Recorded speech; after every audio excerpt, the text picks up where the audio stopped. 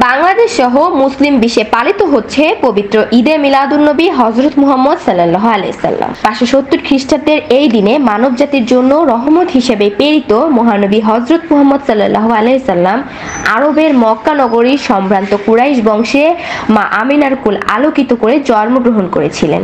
রিসালাতের দায়িত্ব পালন শেষে 632 খ্রিস্টাব্দে ঠিক এই তারিখেই 63 বছর বয়সে শেষ নিঃশ্বাস ত্যাগ করেন তিনি।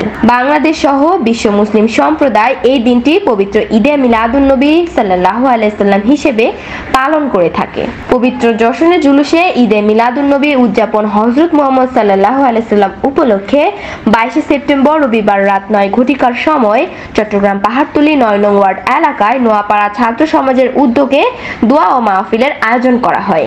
উক্ত মাহফিলে প্রধান অতিথি হিসেবে উপস্থিত ছিলেন আন্তর্জাতিক ইসলামিক স্কলার শায়েখ সায়েদ মাকদুম শাহ আল মাদানী ও গণ্যমান্য ব্যক্তিবর্গ।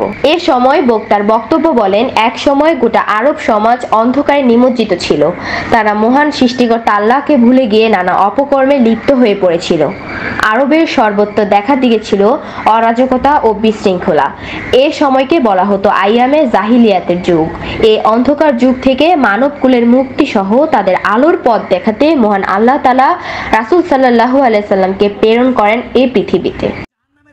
বেশি কিন্তু এমন জায়গায় বসেছি যে জায়গায় যদি মৃত্যু আসে আল্লাহ শাহাদাত বরণ করে দিবে, ঠিক কিনা? তাসমিমা মিম, দিগন্ত টিভি, চট্টগ্রাম।